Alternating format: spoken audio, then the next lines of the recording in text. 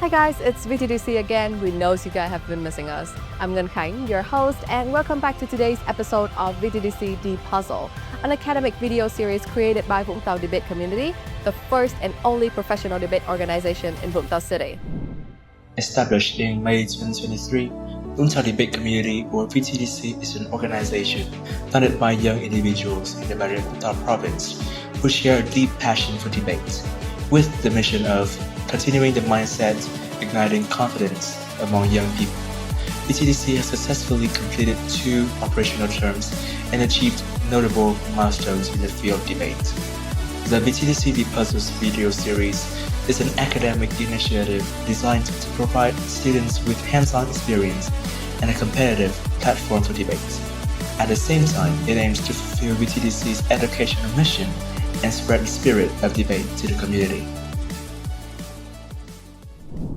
In this very special episode, we at VTDC have made a new friend, Premier Vietnam English Academy, and together we decided to spice things up by using English for our debate session. So if you were expecting a Vietnamese episode, too bad. We really love changes in this house. But don't worry, you guys can still totally follow what we say with the subtitles below. So stay tuned until the end of this video to see what we have in store for you. KIòng Premier Việt Nam tự hào là đối tác lâu năm và uy tín với nhiều tổ chức quốc tế trong việc đánh giá năng lực tiếng Anh như Cambridge VN 120, đối tác bạch kim đầu tiên vào năm 2023 với Hội đồng Anh Việt Nam và đối tác vàng của IDP Education. Chúng tôi cũng kết hợp với các nhà xuất bản hàng đầu như Macmillan, Fahasa, National Geographic, mang lại những giáo trình và tài liệu học tập chất lượng cao nhất cho học viên. Cùng với những phương pháp giảng dạy hiệu quả kết hợp với đội ngũ giảng viên dày dặn kinh nghiệm và được đào tạo chuyên nghiệp đã giúp học viên đạt được những kết quả xuất sắc trong các kỳ thi Cambridge và IELTS. Ngoài ra, các hoạt động ngoài trời, thuyết trình, tranh luận và các chương trình talk show là những hoạt động vui vẻ mà học viên có thể tham gia miễn phí, giúp làm phong phú thêm trải nghiệm học tập ngoài các buổi học trên lớp, đưa học viên đến với thành công. Hàng trăm học viên đạt điểm IELTS từ 6 chấm đến 8.5 đều được vinh danh trong lễ trao giải hàng năm, một minh chứng mạnh mẽ cho chất lượng tuyệt vời mà chúng tôi luôn chú trọng. Beauty is in the eye of the beholder, or so they say. But in today's world, it might just be in the hands of the highest bidder. From multi-million-dollar sponsorship deals as Miss Universe to contestants spending thousands on coaching, surgery, and designer gowns, even buying their prize. What happens when beauty comes with a price tag? Have pageants evolved into platforms for empowerment or simply profit-driven enterprise? Let's dive into today's debate with the motion, "This House regret the inflation of beauty pageants, held for commercial purposes." The debate follows the WSDC, or World Schools Debating Championship format, featuring 2 teams, the government and the opposition.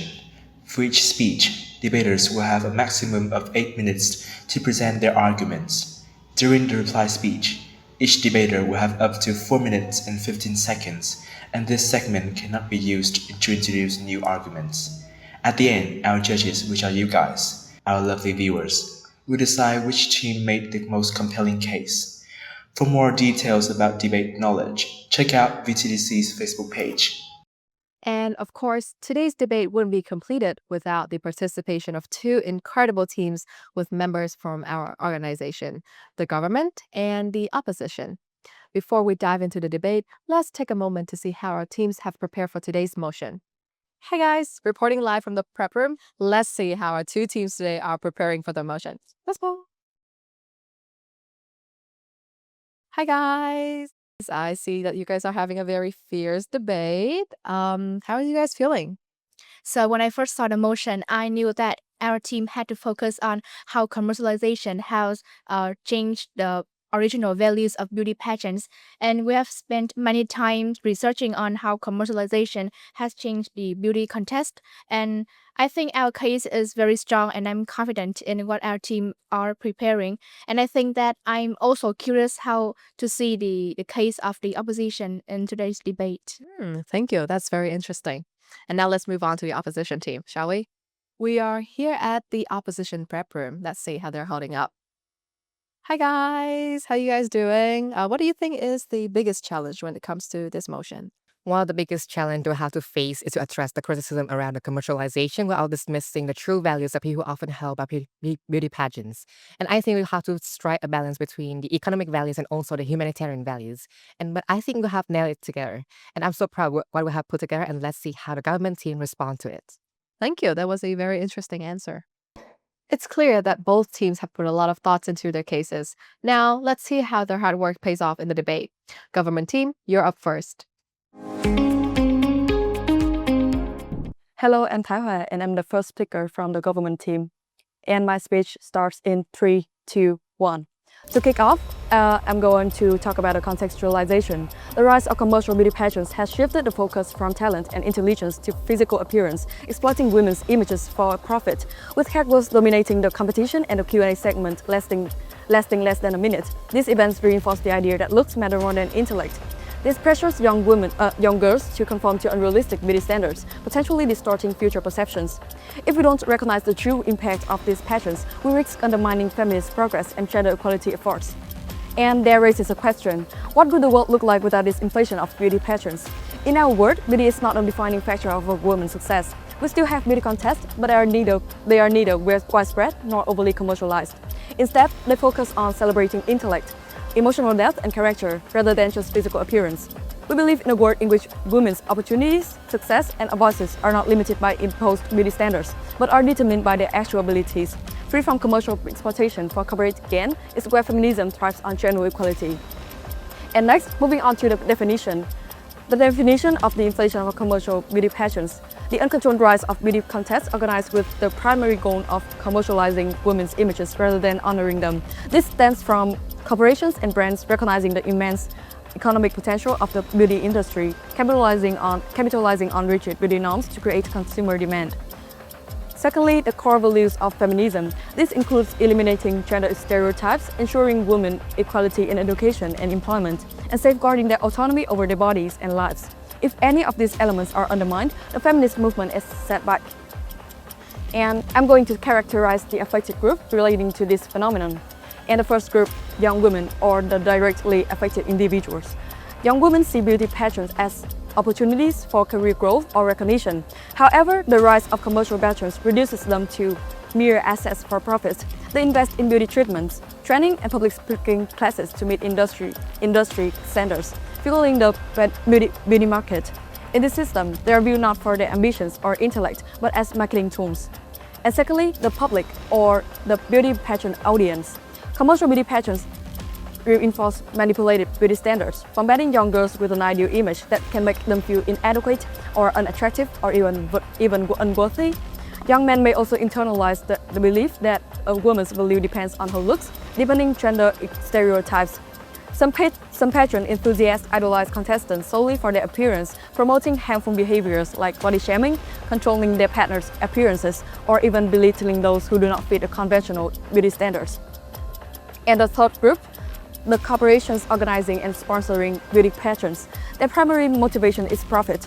As the number of competitions grows, they must continuously introduce new criteria and compelling narratives to attract public interest, thereby increasing pressure on women and trapping them in a cycle of unrealistic beauty standards. And our position in this debate today is that we are here to advocate for a world where women are not commodified, where beauty is not the sole determinant of a woman's worth, and where feminism is not held back by distorted ideals of the ideal woman. We seek to protect women's freedom from beauty standards imposed by an ever-growing number of competitions. The key value we wish to emphasize in today's debate is the true essence of beauty. A human definition of beauty is one that exists in diversity, unrestricted by titles, stages, or fleeting trends, but rather as an inherent part of individual identity, recognized by society without requiring judgment or commercialization. And a progressive society is not one with more competitions, glorifying temporary standards, but one that allows individuals to freely express themselves without needing a crown to validate their worth. Next, I'm going to introduce our first argument in this debate, which is the inflation of commercial beauty pageants undermines the core values of feminism. And the first value, eliminating gender stereotypes. The rampant commercialization of beauty pageants does not celebrate women's strength, intelligence, or compassion. Instead, it reduces them to tools for profit. Winners are often seen not as role models for resilience or intellect, but as marketing assets for business ventures. Rather than dedicating their brains to philanthropy or advocacy, they are pressured into advertising contracts, promotional events, and brand ambassadorships. Where some argue that these activities help women build business acumen, in reality, most are simply operating within a system that exploits their ability for corporate benefits rather than fostering their intellectual growth or community contributions. Next, to the second value, women's autonomy and control over their bodies. Commercial beauty pageants pose the risk of contestants being exploited for dubious purposes like mediation, solicitation, etc. And our mechanism in this first argument is that beauty pageants draw attention from entertainment, business, and politics, making them vulnerable to financial influence.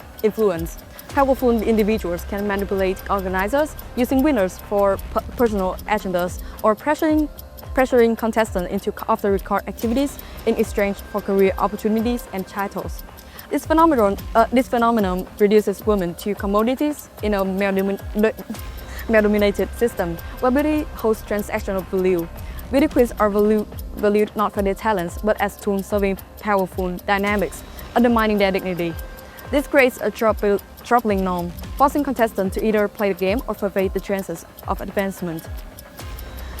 And there are consequences resulted from this phenomenon, which we are going to list out.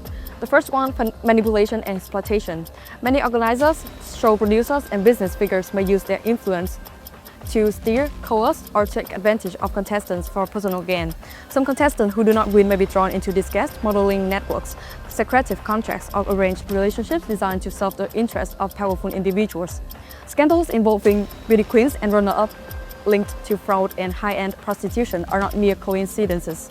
Supporting evidence can be added, reinforcing the stereotype that women exist to serve men. If beauty pageants become overly commercialized, they risk turning women into tools to fulfill the desires of powerful men, rather than platforms that celebrate women's true worth and empower them to spread their own values, distorting young women's mindsets and undermining independent thinking. The desire for luxury and rapid success may lead some young women to view beauty pageants as a shortcut to status and fame, believing that to achieve wealth and recognition, all they need is beauty and a willingness to make sacrifices.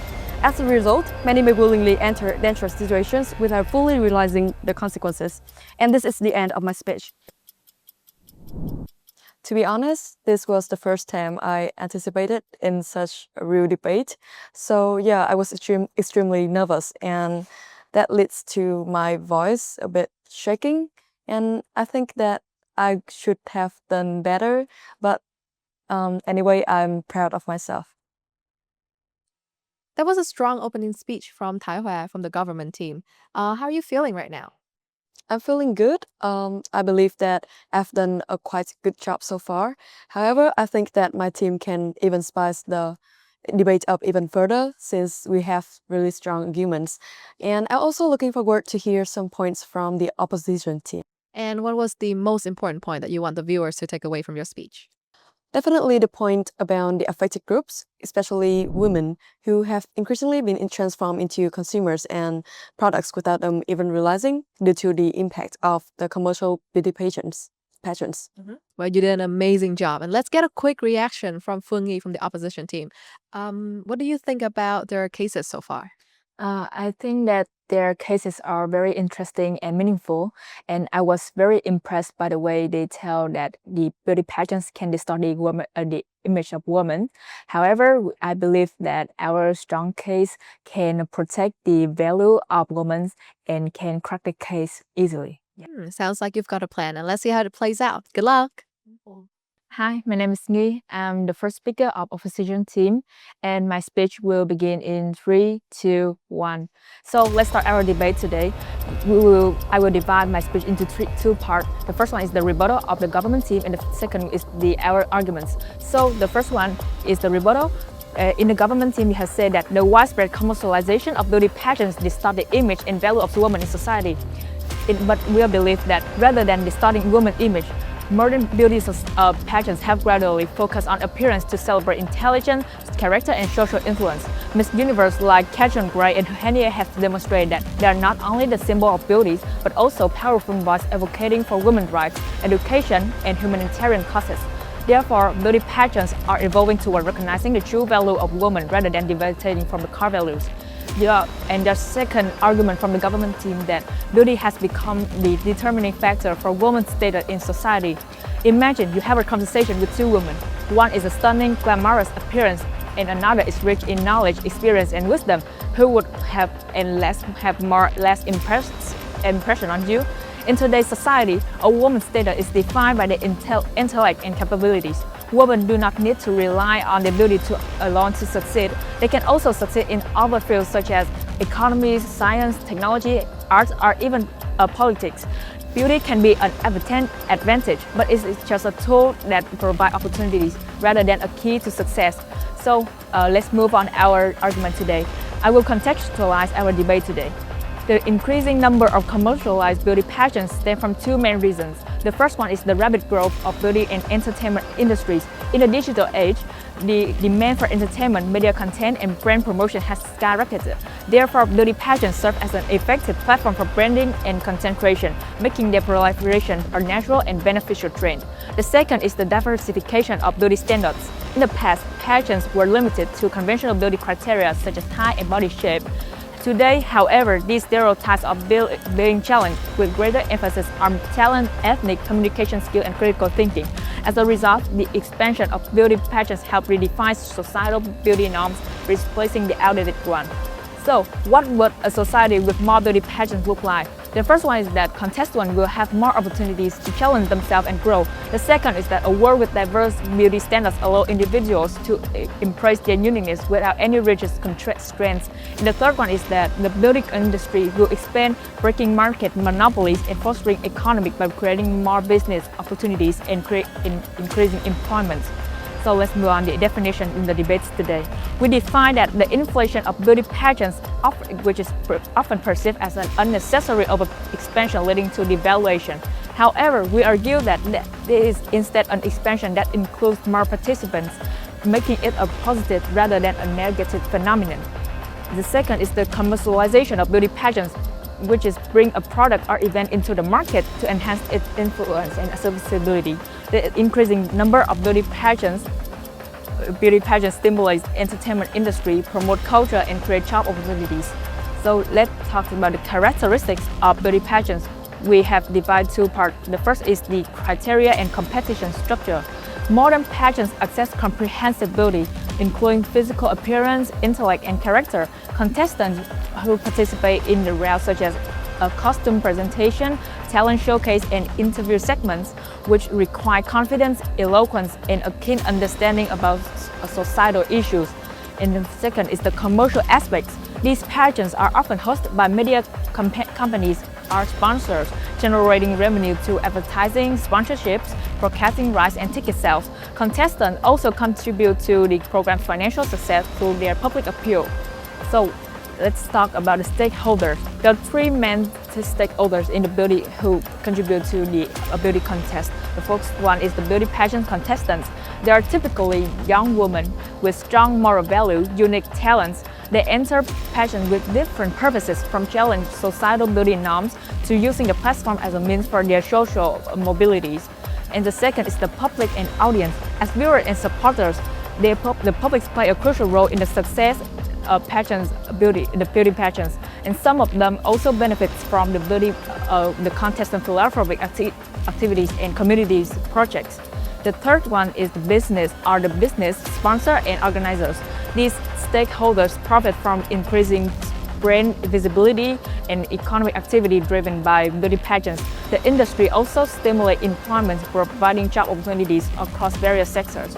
And our position in the debate today is that we advocate for the benefits of beauty pageants as they elevate women's status by recognizing their intelligence, talents, and influence rather than physical appearance. Moreover, the diversification of pageants dismantle rigid beauty standards, allowing women to embrace their authentic self.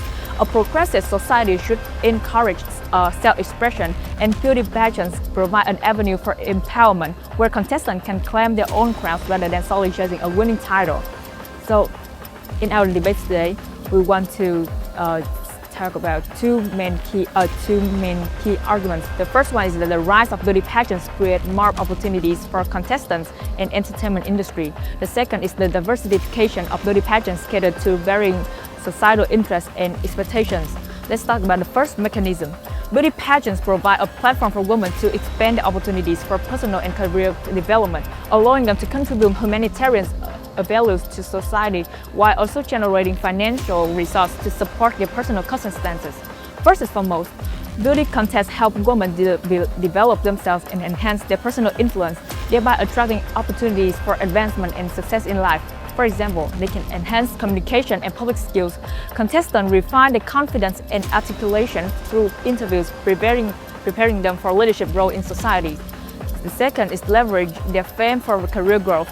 Pageant contestants can build personal brands, become influencers, or collaborate with major brands, opening career paths in media and business. And with this second mechanism, beauty pageants foster social impact. Beauty pageants are not just a stage for contestants to shine, but also a gateway to immense opportunities for them to create value for society. Behind the spotlight, many women enter this competition with personal stories, some driven by a deep desire to help their communities or their families escape poverty. For example, Hoàng, who has overcome poverty to become Miss Universe Vietnam. After the competition, she had donated most of her winnings to build schools and support her indigenous community. Or Catherine Gray, she used her Miss Universe fame to fundraise for the unprivileged children's education in many slums. And as for this special part, for those contestants who have experienced failure in beauty pageants, we can take an example of Phương who initially competed in Miss Universe 2018 and became the first Vietnamese, but she didn't achieve a major title.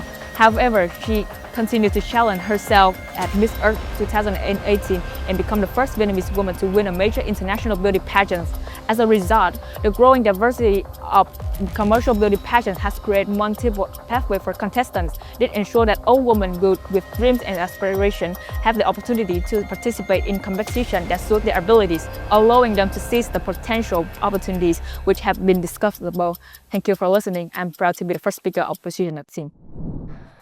This is the first time I prepared this kind of motion, so I was quite nervous at first. But I think with my support of my team and also the opposite team, that makes me feel better and I can confident right now. Yeah. That was a very fierce response from Phương from the opposition team, which lasted about 8 minutes with 0 POIs. Now, let's move on to the second speech. Before we begin, let's check in with our debater. Hi Phương, how are you feeling? I'm feeling super great right now, a little bit nervous to be honest. However, I've got my argument sharp and my mind even sharper, so I'm ready to go. Very confident. And how about you, Thùy? How do you feel? I'm faring very well, and I think Phương is a really good debater, but I'm looking forward to see what she brings to the table today. Well, good luck, you two. Let's begin with our second speech. Hello, my name is Phương, and I'm the second speaker of the government team. My speech will begin in 3, 2, 1. Coming to the first part of my speech, I will refute the argument 1 from the opposition team, in which your first argument states that the increase in beauty pageants provides development opportunities for contestants and the entertainment industry. And the first mechanism you brought forward is that the matter can offer contestants personal development chances. I personally disagree with your position. In the world that you have portrayed, the career of beauty pageants is merely an elaborate facade where appearance remains the underlying criteria that dictates everything. I have a question for the example that you suggested in your speech. As you claim, intelligence and virtue are the two most important values, then why does the interview round only last for a fleeting 30 seconds to 1 minute compared to that of the swimsuit and catwalk competition that lasts for so long? Obviously, the success of these pageants both are largely determined by the appearance-related factors rather than personal knowledge or core values. Under that condition, contestants are likely to be sucked into the cycle filled with pressure, including extreme dieting, plastic surgery, and intense training, all just to achieve a standard imposed by society about beauty. So how can we say these pageants are helping women live authentically, as such are saying?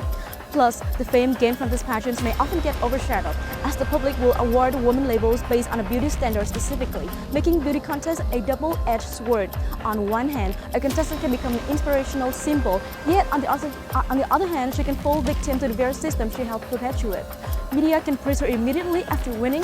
They can also be ready to jump in and scrutinize her every single mistake once she fails to maintain her perfection. Another risk is that some contestants who don't win can be enticed into the under-the-table deals and relationships arranged to serve the lust of those in power. In the end, these pageants are no longer just beauty contests, they are an endless cycle of exploiting women, of trapping them within the boundaries that they mistakenly believe they are breaking. And we believe women don't need a title to prove their worth. They don't need to step onto a stage to become an inspiration. If the world truly values intellect and resilience, let them prove that through fair career opportunities and on the forums where their voices are heard, not on the stage where they are judged solely by how they look. Number 2, you guys argue that this phenomenon can better societal perception because beauty pageants inspire women and make them more confident and more self-loving. But I'm certain to state that this is dangerous, and here's how it happens. It's when young girls see the pageants and believe that if they are beautiful, they will have everything. It's when the whole society is programmed to think that appearance is the one and only factor of a woman's worth. It's when the contestants feel compelled to fit into the unrealistic standards under the form of self-development, as you call it. But really, is this how we should define development? Because all I can see is just a race filled with ravage and pressure between young girls competing against each other to win the approval of society that from the beginning has already decided that a woman who is not beautiful is not deserving, which is completely toxic and nonsense. And let me make myself clear. What we oppose here is not women pursuing beauty, but the deed of turning beauty into a thing to define and evaluate our sex. In a truly progressive society, we believe women don't need to win a contest to gain a voice. They deserve to be heard, recognized for their real contributions to the world in every aspect of life. And number 3, you guys say that women and their contribution can benefit largely from these rising pageants. According to your position, again, beauty pageants create a profitable entertainment industry that can be used for charity and helping the underprivileged. However, I think it is unnecessary to build a system that only uses the woman's images to make money and use that source to rescue others in need.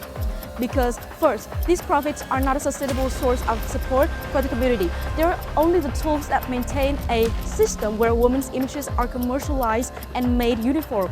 Every single year, dozens of new pageants emerge, each with sponsors, advertisers, and post-pageant contracts, all revolving around exploiting the contestant fame to sell things. This is not a societal progress, it's just a business model that coins a toxic ideology stating that women are only valuable when they meet a specific beauty standard and use that to make money. If you truly believe businesses can have a positive impact, then why don't they focus on a model where a woman's influence is not bound by how they look?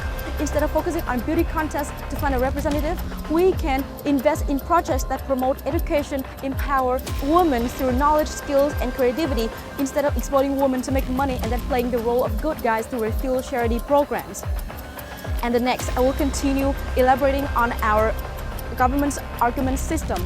In our first argument, we believe that the commercialization and the overabundance of beauty pageants erode the core value that our women's rights are trying to achieve. And let's turn to the core value number 3, which is the right to choose and direct one's life.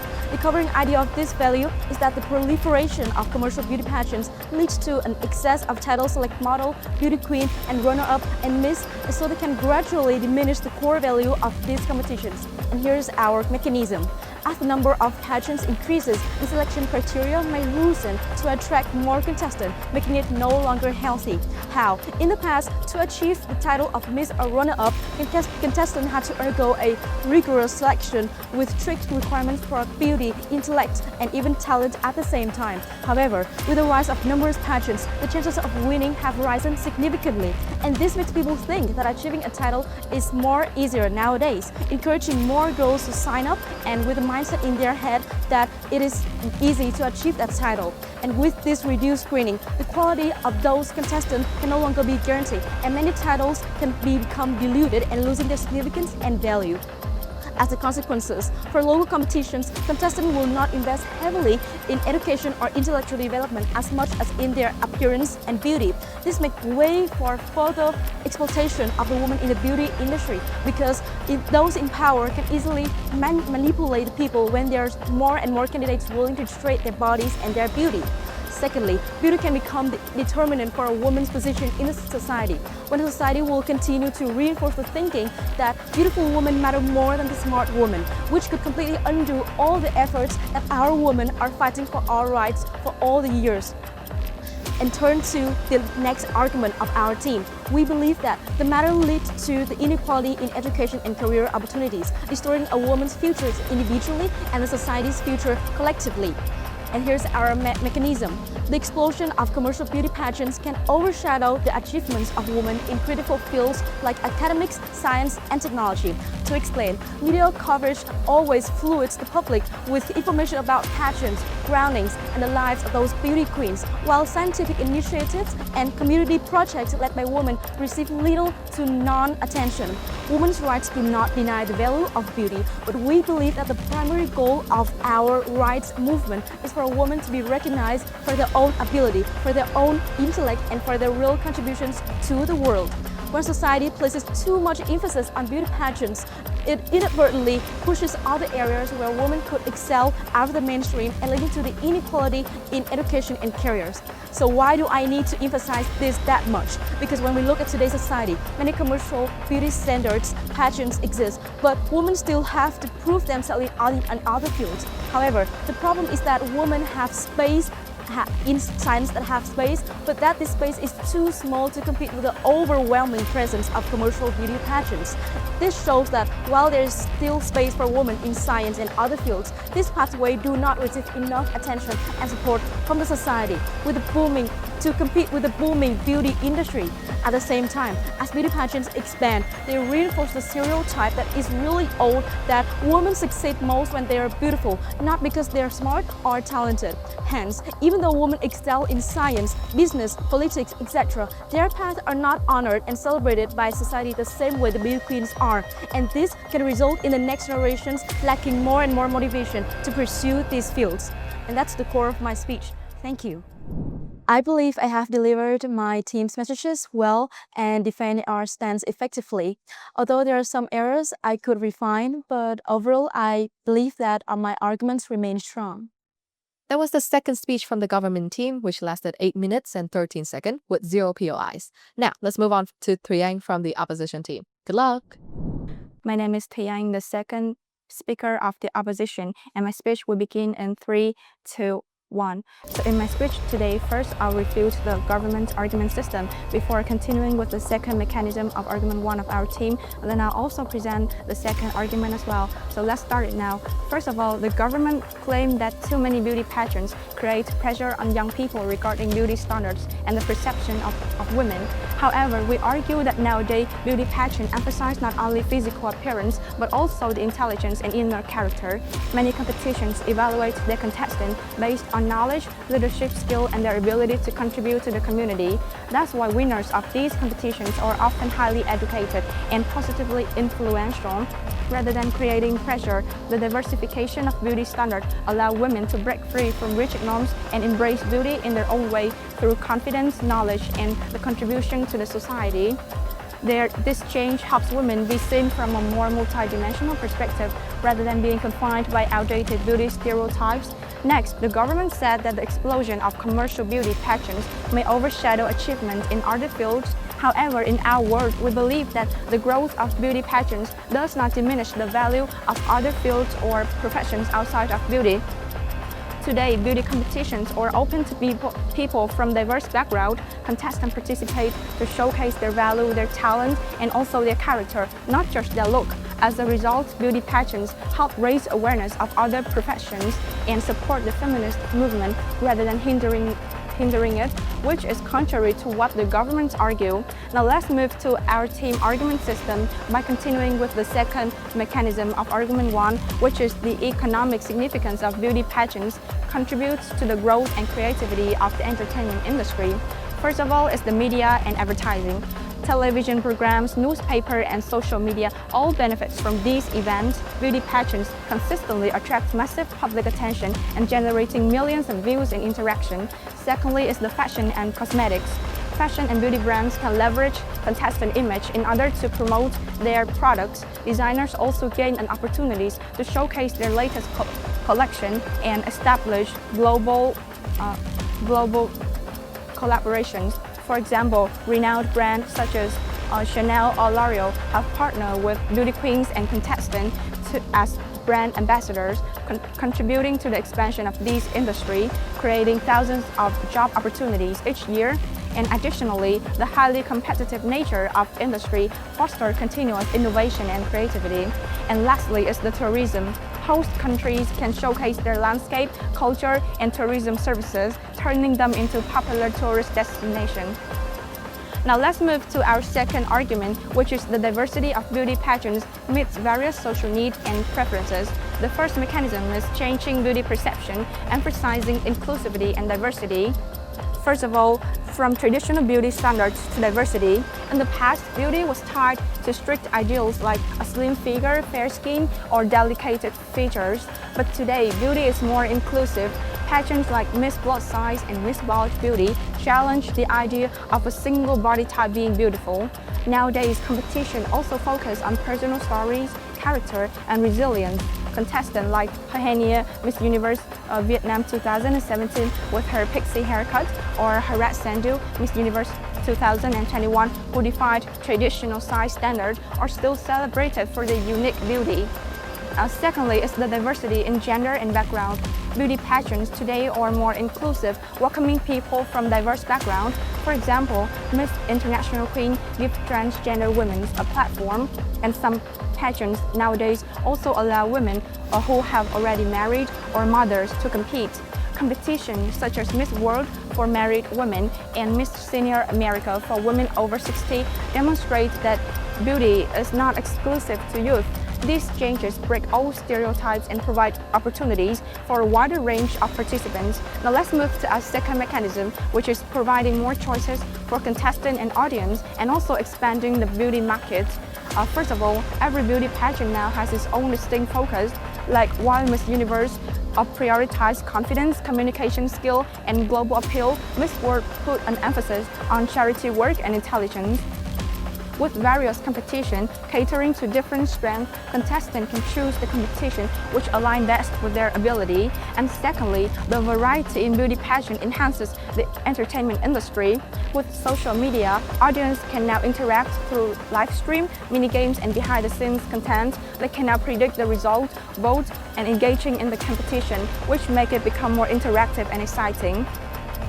And lastly, today's beauty pageants have expanded in scale and investing in TV production. With technologies like virtual reality, 3D graphics, they offer a more immersive experience, making each competition a major entertainment event that attracts wide attention. Beauty pageants also appeal to various audiences. Fashion fans may enjoy watching Miss Universe or Miss Grand, while people who are interested in charity work and intelligence may watch Miss Earth or Miss World.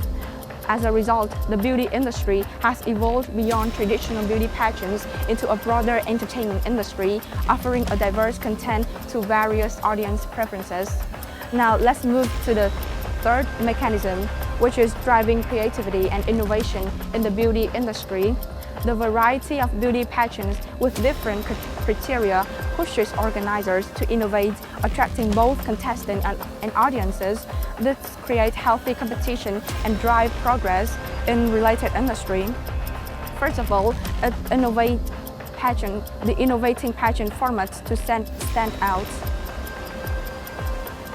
With so many beauty pageants nowadays, each must stand out to stay relevant. Organizers continuously introduce new segments to attract contestants and audiences. For example, Miss Universe, they enhance segment focus on critical thinking, interview, and public speaking ability, allowing contestants to showcase their intelligence rather than just physical beauty. Or Miss Grand International, they introduce side competitions such as best in swimsuit voting and head-to-head challenge, encourage audience to participate and interact. These innovations not only sustain appeal of beauty pageants, but also creating exciting experience for both contestants and audiences. And lastly, the diversity of beauty pageants sparks innovation in fashion and beauty. Designers showcase their talent through contestant outfits, while intricate grand national costume highlights national heritage. Beauty queens also drive trends as brand ambassadors, boosting the cosmetic and fashion industry.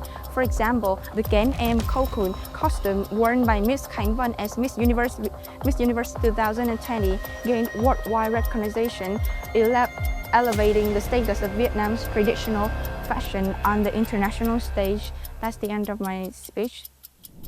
Well, that was 7 minutes and 40 seconds of very powerful speech from QUY彙N.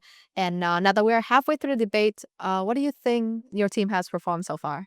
To be honest, I was a little bit nervous, but I think our team has done our best in providing strong argument and explanation. Well, that is very confident, and we'll see how that plays out. Now let's move on to the third speech from the government team. Over to you, Ngọc. Hi, my name is Ngọc, and I'm the third speaker of the government. And my speech will start in 3, 2, 1. So first one, I will continue our team's counter-argument. The opposition claims that beauty pageants help contestants love themselves and appreciate their bodies. However, in reality, the intense competition and rigid beauty standards often lead to the opposite impacts. Many contestants feel pressure to alter themselves to meet unrealistic beauty expectations, resulting in issues such as eating disorders, anxiety, and low self-esteem. The pressure to maintain a perfect physique, especially during preparation and competition, can drive contestants to unhealthy beauty practices such as extreme dieting or cosmetic surgery. And the opposition argues that winning a beauty title opens up long-term career opportunities. However, in reality, the fame gained from beauty pageants is often fleeting and does not guarantee a stable career. Many beauty queens or contestants only receive commercial contracts for a very short period before struggling to maintain public attention, and the entertainment industry is highly competitive, and those with that specialized skills find it difficult to establish lasting careers. And although modern beauty pageants have expanded their judging criteria, diversity remains insufficient in truly reflecting society's complexity. Major competitions like Miss Universe and Miss World still primarily focus on physical appearance rather than a comprehensive assessment of knowledge or professional abilities. And while there are pageants for transgender individuals like Miss International Queens and plus-size contestants like Miss Plus Size, these competitions receive significantly less attention and media coverage compared to traditional beauty contests, and this proves that contemporary beauty ideals still conform to mainstream standards rather than genuinely embracing diversity. Now let's delve into three main contradictions in this debate. The first one, is this a platform for women's empowerment or a reinforcement of social stereotypes? The opposition believes that beauty pageants help contestants develop skills, gain confidence, and access life-changing opportunities. However, we suppose that the commercialization of beauty pageants weakens feminism, turning women into marketing tools and reinforcing appearance-based stereotypes. The inflation of commercial beauty pageants does not truly empower women, reduces them to more commodities. The skills contestants gain, such as confidence or communication, cannot compensate for the fact that they are judged primarily on their physical appearance, reinforcing the idea that a beautiful woman is a successful woman. And as we established in our first argument, this directly contradicts the feminist movement's goal of stereotypes and achieving gender equality. And while beauty pageants claim to promote gender equality, they still enforce rigid beauty standards. The interview portions are brief and contribute minimally to the final score, reinforcing the notion that in commercialized beauty contests, intelligence is merely an accessory to physical beauty rather than a defining factor. And do we really need an ambassador selected based on a 60-centimeter waistline to talk about women's rights? Or should we listen to the voices of all women, regardless of their appearance? And research from the American Psychological Association shows that beauty pageants contribute to the appearance effect, pressuring women to conform to societal beauty standards to gain recognition. And if these contests truly empower women, why is it only those who fit societal beauty norms are given the opportunity? And can we call it an opportunity if it only exists for those willing to mold themselves to others' expectations? Now coming to contradiction 2, expanding beauty standards or creating more pressure. While the opposition believes that beauty pageants are diversifying beauty standards, promoting inclusivity, and meeting audience preferences, we suppose that the inflation of commercial beauty pageants leads to inequality in education and career opportunities. These contests shift women's focus toward appearance rather than intellect and skill, distorting their future prospects. And if beauty pageants are genuinely broadening beauty standards, why are more women resorting to cosmetic surgery to fit the criteria of different competitions? Turning women into products to be judged and admired normalizes the objectification of women, and this impacts societal perceptions, especially among young girls who may internalize the belief that their worth is tied to their physical appearance. And is this the message we as adults want to pass on the next generation? Commercialized beauty pageants do not truly celebrate diversity, but instead exploit it to cater to audience preferences for profit. And international competitions often prioritize Western beauty ideals, failing to honor local cultural identities. For example, African contestants are often required to straighten their hair and adopt beautiful makeup styles, and it is true cultural appreciation or an imposition of dominant beauty standards. Coming to the last contradiction, humanitarian values and commercialization.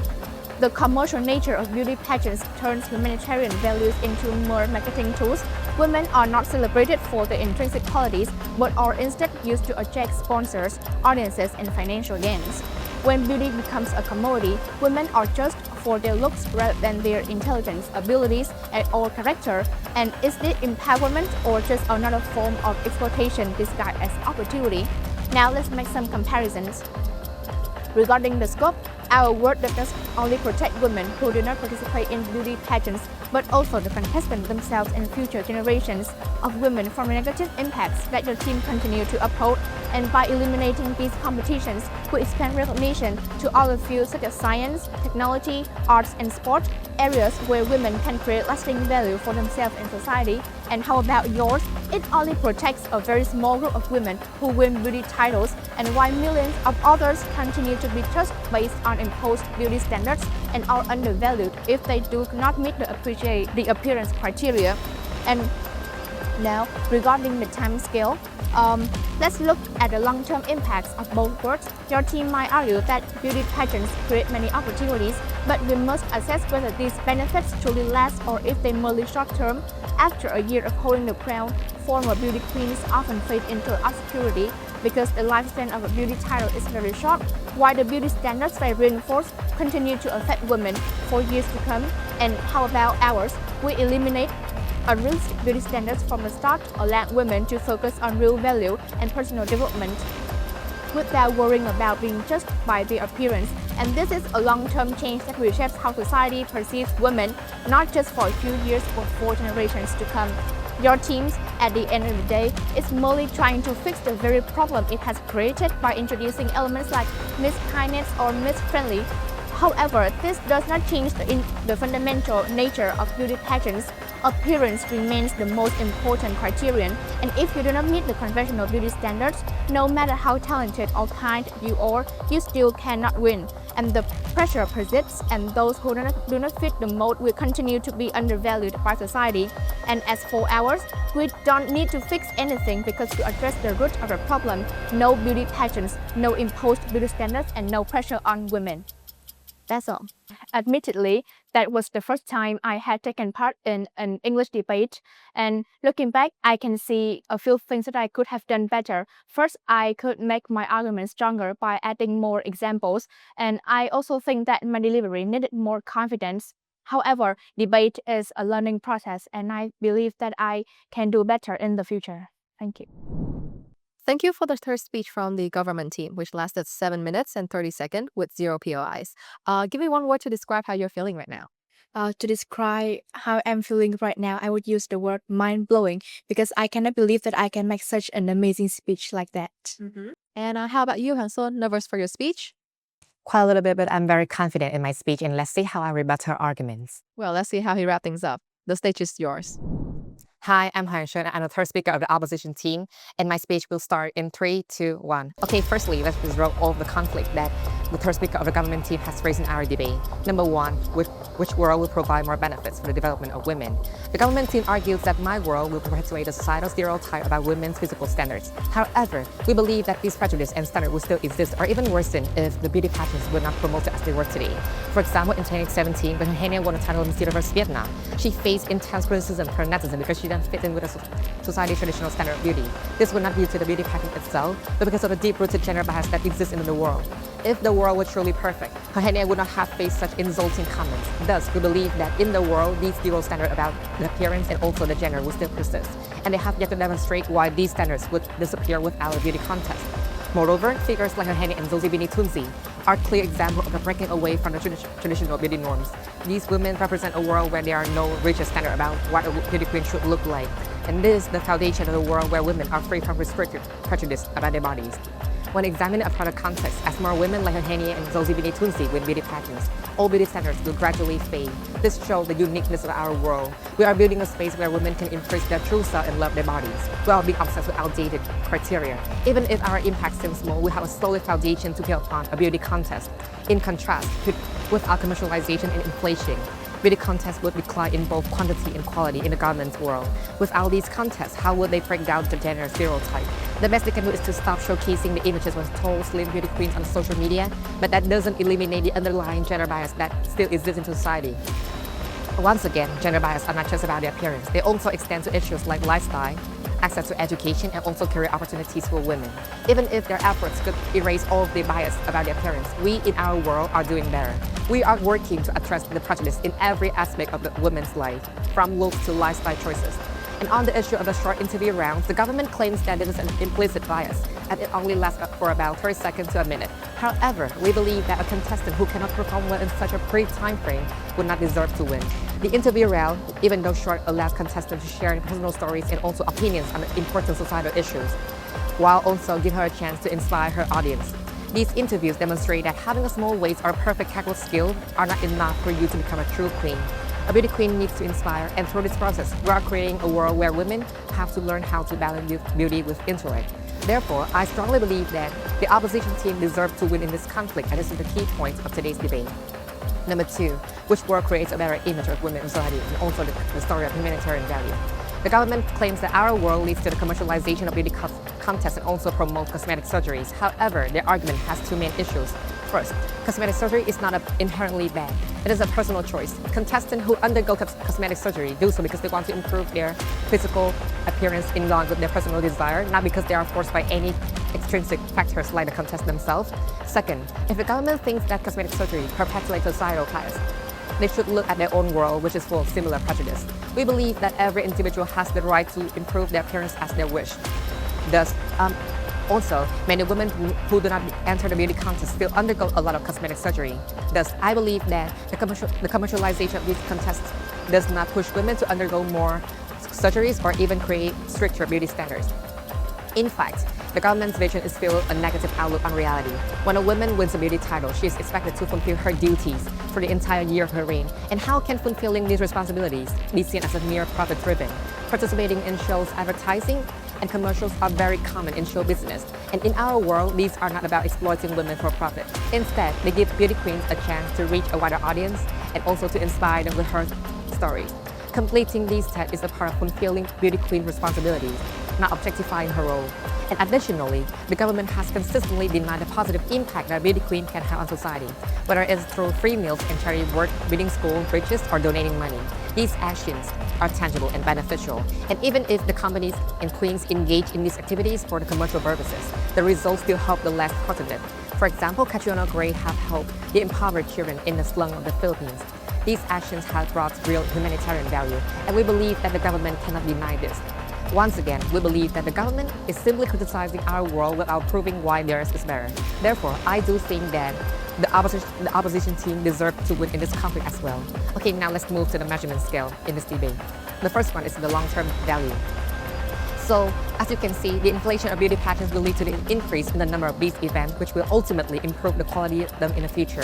This is very feasible because with an increasing number of participants in the industry, organizers will have to focus on improving the quality of their pageants as what they care about is the profits they can make.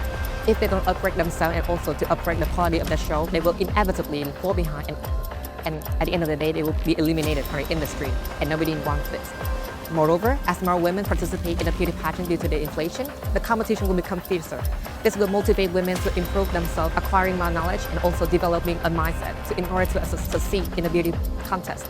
This will lay the foundation for a society where the winners of the beauty pageants are well-rounded individuals, not only beautiful in their own way, but also be able to spread positive values and messages with their thoughts. So I think that as for the long-term value, the opposition team are doing better compared to the government team. Next one is about the scope. Our world will protect a broader range of people, not just about the women who win the beauty pageant titles. In a world where beauty pageants are becoming increasingly common, women will have more opportunity to raise their voice and fight for their rights. These competitions serve as an empowering platform, not only supporting the proud winner, but also creating avenues for women to advocate for women's rights, gender equality, and contribute to the eradication of the outdated gender stereotype. And in the opposition world, careers in science, technology, and engineering remain intact and are not diminished, as these fields have always held significant influence. However, what decisively set it apart from the government team is the range of opportunities that beauty pageants unlock in the entertainment industry.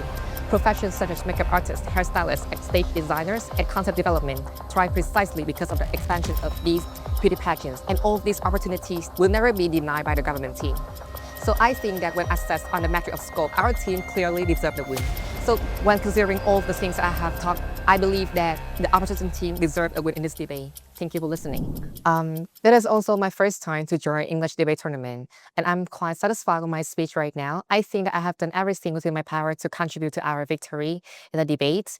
Although I have to acknowledge that there are still some errors in my speech, and although it only lasts for about 6 minutes and 45 seconds, I think it's enough to destroy all the cases from the government team. Thank you. Thank you for the third speech from the opposition team, which lasted 6 minutes and 45 seconds with 0 POIs. And that wraps up our 3 main speeches for both teams. Now, let's move on to the reply speeches.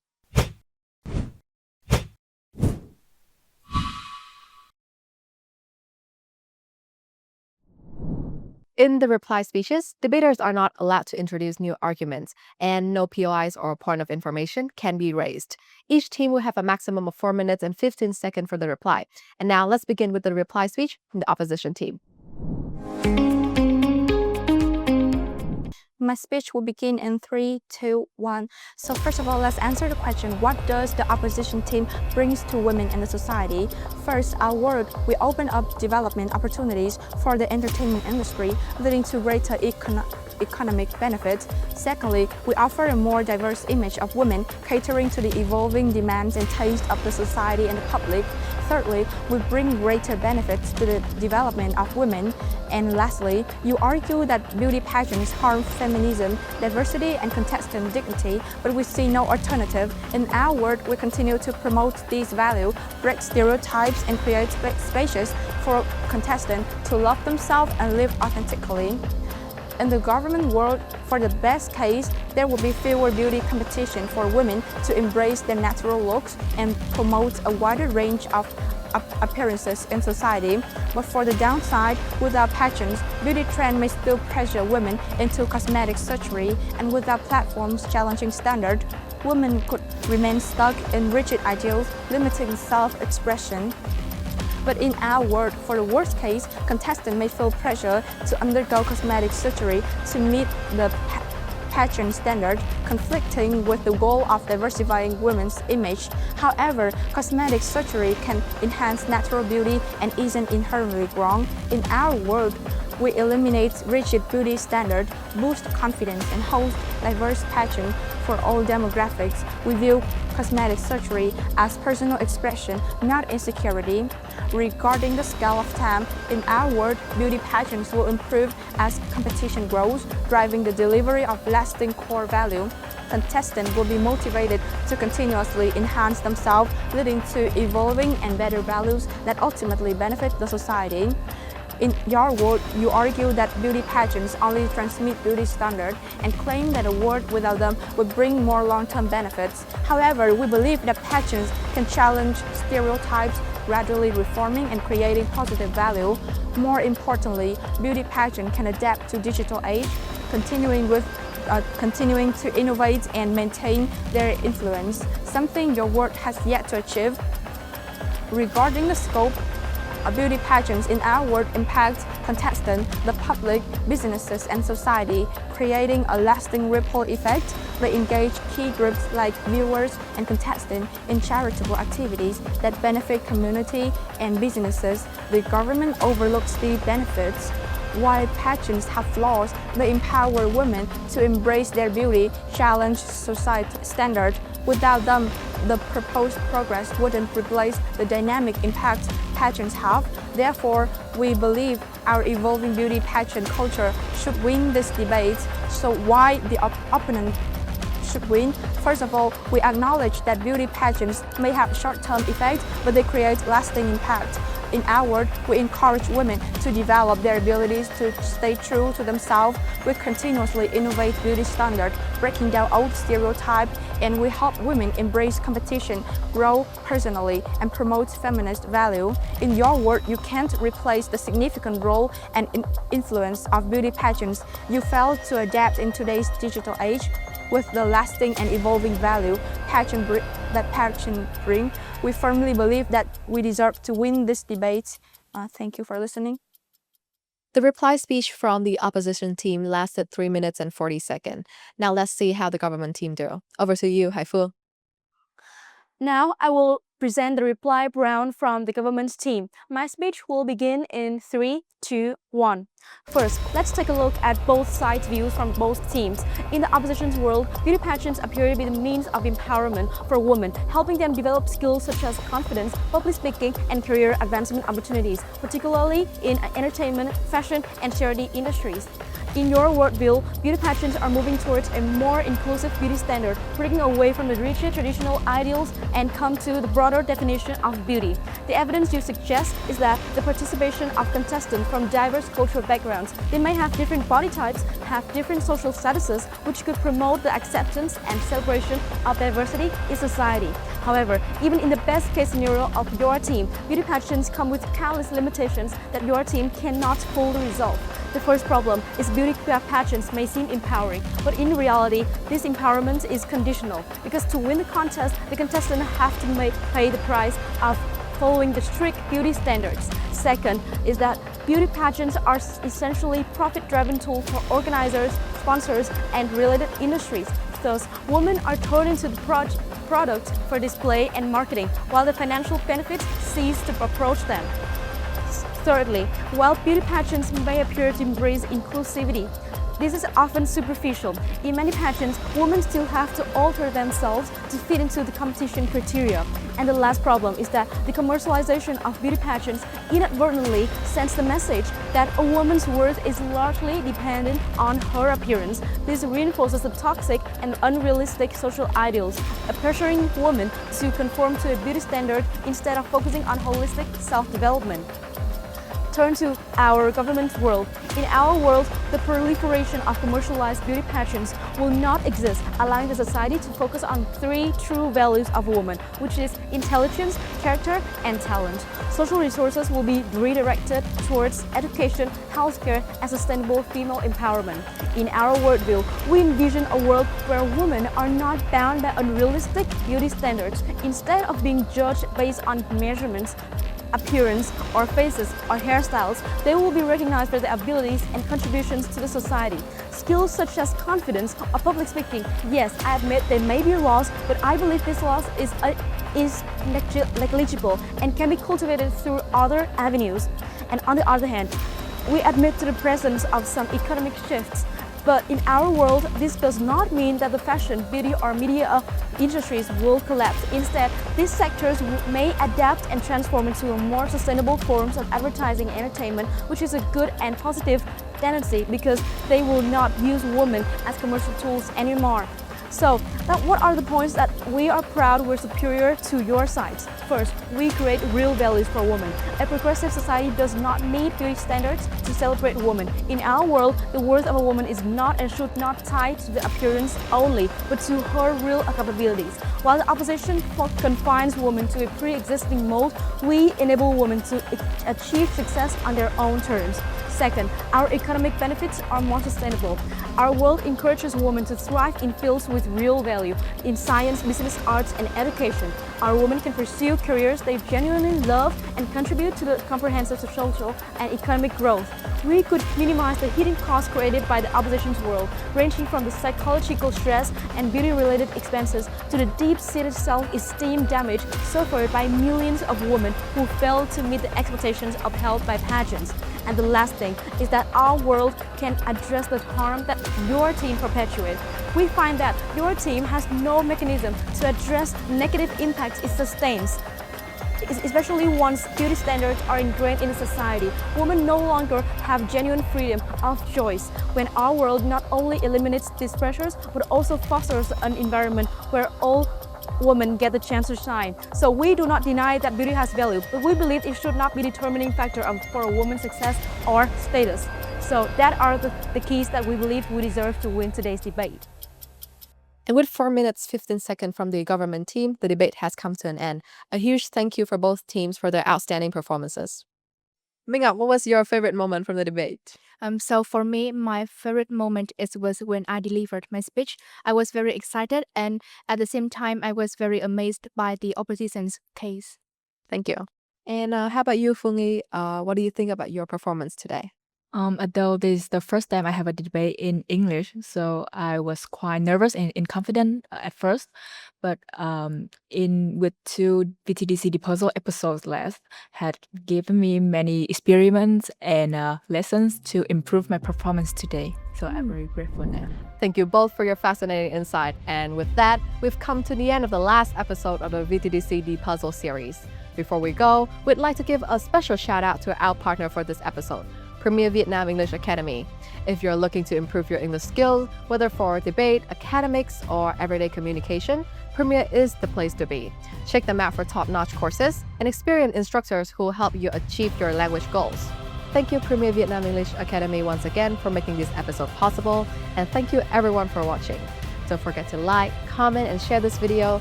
Make sure to subscribe to our YouTube channel and follow our Facebook page for more updates. See you next time for a new and even more exciting event. Goodbye.